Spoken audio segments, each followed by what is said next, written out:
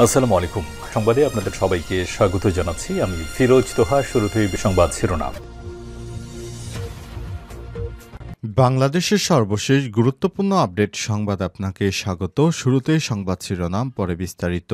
শুরুতে জানাবো ১৬ জন পলাতক এমপি এখন আমেরিকায়।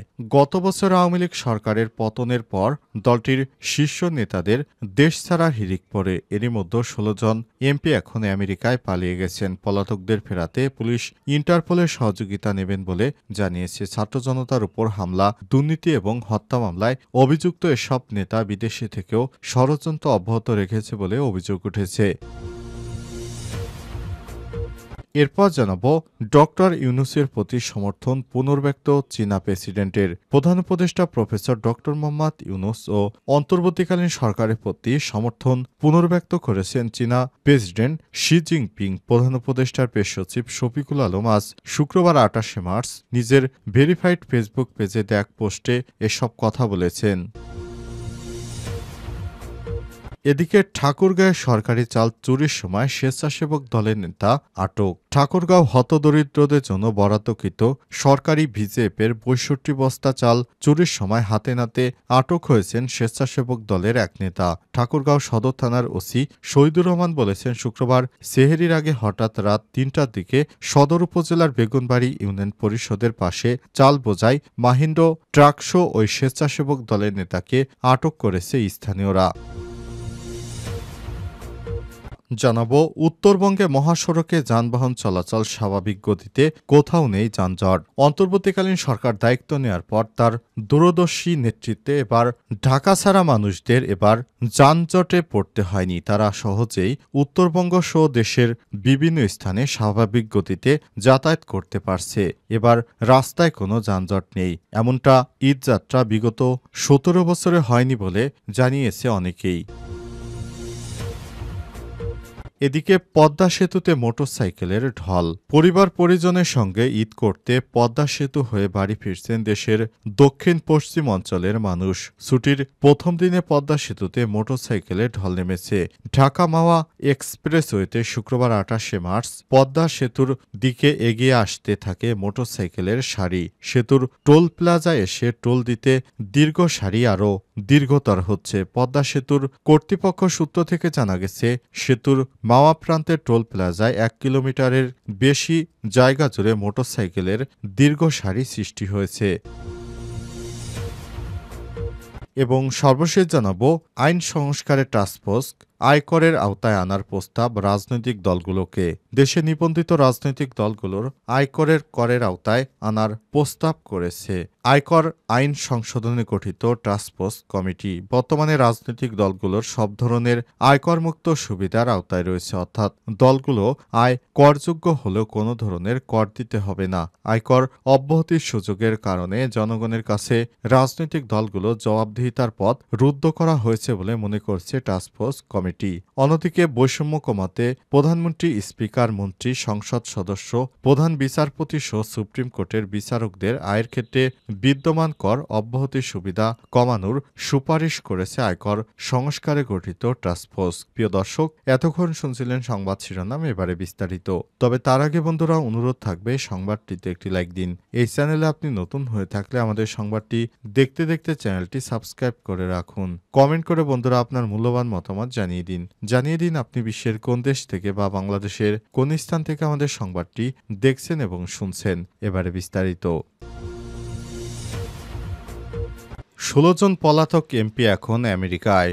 গত বছর আওয়ামী লীগ সরকারের পতনের পর দলটির শীর্ষ নেতাদের দেশ ছাড়ার হিড়িক পড়ে। এর মধ্যে ১৬ জন এমপি আমেরিকায় পালিয়ে গেছে। পলাতকদের ফেরাতে পুলিশ ইন্টারপোলের সহযোগিতা নেবে বলে জানিয়েছে। ছাত্র জনতার উপর হামলা, দুর্নীতি ও হত্যা মামলায় অভিযুক্ত এসব নেতা বিদেশ থেকেও ষড়যন্ত্র অব্যাহত রেখেছে বলে অভিযোগ উঠেছে। ইমিগ্রেশন সূত্র থেকে জানা গেছে, পলাতকদের মধ্যে ১৬ জন এমপি আমেরিকায় রয়েছেন। তাদের মধ্যে কেউ ৫ আগস্টের পর ব্যক্তিগত নিরাপত্তার জন্য ক্যান্টনমেন্টে আশ্রয় নিয়েছিলেন। পরে তারা ঢাকার হজরত শাহজালাল আন্তর্জাতিক বিমানবন্দর দিয়ে আমেরিকায় পালিয়ে যান। এসব এমপিদের বিরুদ্ধে ঢাকা সহ দেশের বিভিন্ন স্থানে ছাত্র জনতার উপর হামলার প্রত্যক্ষ ও পরোক্ষভাবে জড়িত থাকা এবং হত্যার অভিযোগে মামলা করা হয়েছে।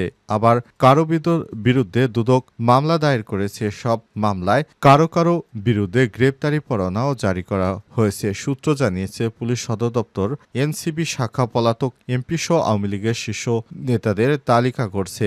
তালিকায় কোন এমপি ও কোন মন্ত্রী কোন দেশে রয়েছেন এবং কবে কবে দেশ ছেড়েছেন, কোন দেশে আছেন, কোথায় অবস্থান করছেন, ছাত্র জনতার আন্দোলনে তারা কি ভূমিকা রেখেছেন এবং তাদের নামে কোন কোন থানায় কতটি মামলা রয়েছে, বিষয়গুলো পর্যবেক্ষণ করা হচ্ছে। সব বিষয়ে হালনাগাদ করা হচ্ছে। ইন্টারপোলে তথ্য দিয়ে তাদের ফেরতে একাধিক চিঠি দেওয়ার উদ্যোগ নেওয়া হয়েছে। দেশে ফিরিয়ে তাদের আইনের মুখোমুখি করা হবে বলে জানিয়েছে পুলিশ।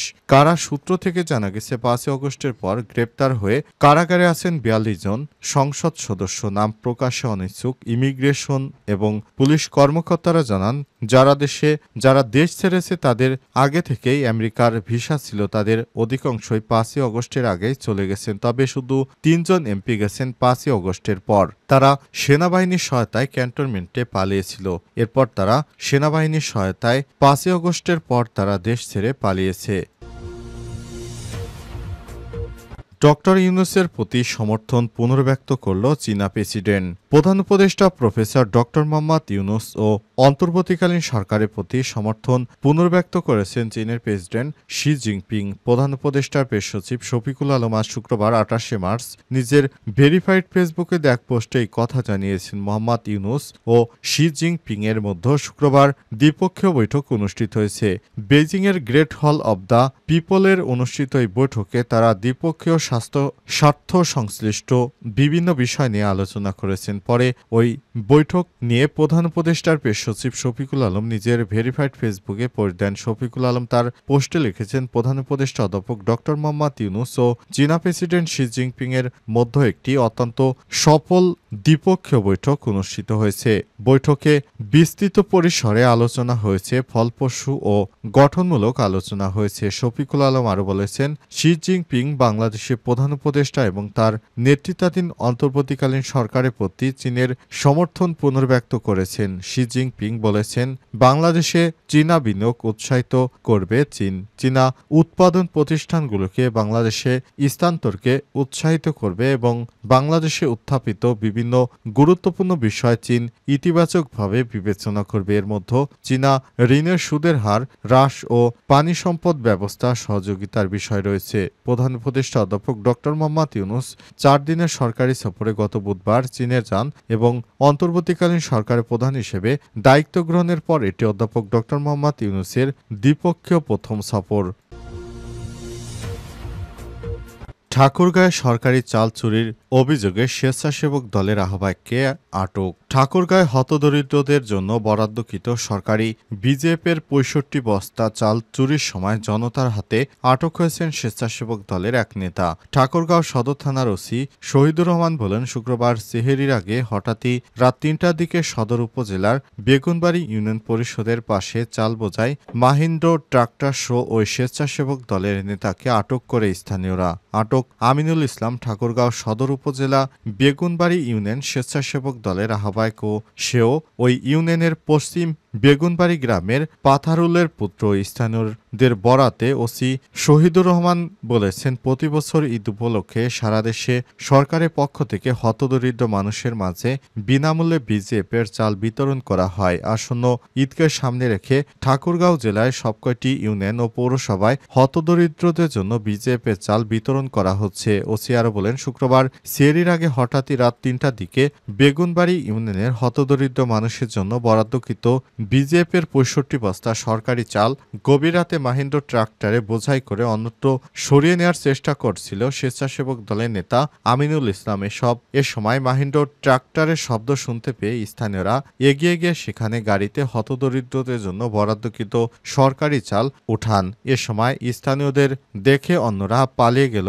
জনতার হাতে আটক হন স্বেচ্ছাসেবক দলের নেতা আমিনুল ইসলাম। এ সময় উত্তেজিত জনতা ওই স্বেচ্ছাসেবক দলের আহ্বায়ক আমিনুল আমিনুল ইসলামকে মারধর দেয়। এতে পরিস্থিতি অস্বাভাবিক হয়ে ওঠে। পরে পুলিশ গিয়ে পরিস্থিতি নিয়ন্ত্রণে আনেন। স্থানীয় বাসিন্দা আব্দুল কালাম আজাদ বলেছেন, এই চাল চুরির ঘটনা নতুন নয়, এর আগেও এমন ঘটনা ঘটেছে। তবে প্রতিবারই অভিযুক্তরা প্রভাবশালী হয়, কোনো ব্যবস্থা নেওয়া হয়নি। এবার হাতে নাতে ধরা পড়ায় আমরা সুষ্ঠু বিচার চাই। এ সময় তিনি আরো বলেছেন, এই ঘটনার সঙ্গে বেগুনবাড়ী ইউনিয়ন বিএনপির অনেক নেতা জড়িত আছে বলে স্বীকার করেছে আমিনুল। আমরা চাই সকলকে আইনের আওতায় আনা হোক। ওসি শহীদুর রহমান বলেছেন, ট্রাক বোঝাই সরকারি চাল আমিনুল ইসলামকে আটক করে থানায় আনা হয়েছে। এই ঘটনায় মামলা দায়েরের প্রস্তুতি চলছে। এ বিষয়ে ঠাকুরগাঁও সদর উপজেলা নির্বাহী কর্মকর্তা ইউএনও মোহাম্মদ খায়রুল ইসলাম জানান, সরকারি চাল চুরির ঘটনায় অত্যন্ত নিন্দনীয়। এই ঘটনায় একজনকে আটক করা হয়েছে এবং তদন্ত সাপেক্ষে দোষীদের বিরুদ্ধে ব্যবস্থা নেওয়া হচ্ছে। উত্তরবঙ্গ মহাসড়কে যান চলছে স্বাভাবিক গতিতে, কোথাও নেই যানজট। শেষ মুহূর্তে নারীর টানে স্বজনদের সঙ্গে ঈদ করতে বাড়ি ফিরছেন ঘরমুখ মানুষ। তবে গত কয়েকদিনের তুলনায় শুক্রবার ২৮ মার্চ যমুনা সেতুর পশ্চিম সংযোগ সড়কে যানবাহনের চাপ কিছুটা বাড়লেও কোথাও নেই কোনো যানজট। যানবাহনগুলো তাদের স্বাভাবিক গতিতে চলাচল করছে। নির্ধারিত সময় যাত্রীরা গন্তব্যে পৌঁছে যাচ্ছে, ফলে উত্তরের পথে এবারের স্বস্তির ঈদযাত্রা। এদিন সকাল থেকে যমুনা সেতুর পশ্চিম সংযোগ মহাসড়কে পশ্চিম গোলচত্বর থেকে হাটি কুমরুল হয়ে চান্দাকোনা পর্যন্ত ৩৮ কিলোমিটার মহাসড়কে যানবাহনগুলো স্বাভাবিক গতিতে চলাচল করছে। বাস, প্রাইভেট কার, মোটরসাইকেলের পাশাপাশি রোদের মধ্য পণ্যবাহী ট্রাকে চড়ে পরিবার পরিজন নিয়ে জীবনের ঝুঁকি নিয়ে অনেকেই বাড়ির পথে পা বাড়িয়েছেন। যাত্রীরা জানান, এবার ঢাকা থেকে সিরাজগঞ্জ পর্যন্ত আসতে তাদের কোনো যানজট বা ভোগান্তিতে পড়তে হয়নি। নির্ধারিত সময় তারা চলে এসছে। হটিকুমরুল হাইওয়ে থানার অফিসার ইনচার্জ মোহাম্মদ আব্দুল রৌফ জানান, সকাল থেকে যানবাহনের চাপ কিছুটা বাড়লেও কোথাও কোনো যানজট ও ভোগান্তি নেই। স্বস্তি নেই, মানুষ বাড়ি ফিরছেন। মহাসড়কের কাজ করছে হাইওয়ে পুলিশ, জেলা পুলিশ ও ট্রাফিক পুলিশ। যমুনা সেতু পশ্চিম সংযোগ মহাসড়কটি ৪ লেনে উন্নীতীকরণের কাজ সিংহভাগই শেষ হয়। পাশাপাশি গুরুত্বপূর্ণ পয়েন্টে নির্মিত আন্ডারপাস, ওভারপাস ও ফ্লাইওভারগুলো খুলে দেওয়া হয়েছে। সে সঙ্গে খুলে দেওয়া হয়েছে হাটিকুমরুল বেল ইন্টারচেঞ্জের বগুড়ামুখী সার্ভিস লেন। ফলে মহাসড়ক ব্যবহার করে উত্তরবঙ্গগামী ঈদে ঘরমুখী মানুষ অনেকটাই স্বস্তিতে বাড়ি ফিরতে পারছেন। এর আগে কখনোই এমন স্বস্তির ঈদযাত্রা ছিল না আগে। এবার অন্তর্বর্তীকালীন সরকার গুরুত্বপূর্ণ পদক্ষেপ নেওয়াতেই এই সমস্যাগুলো কেটে গিয়েছে।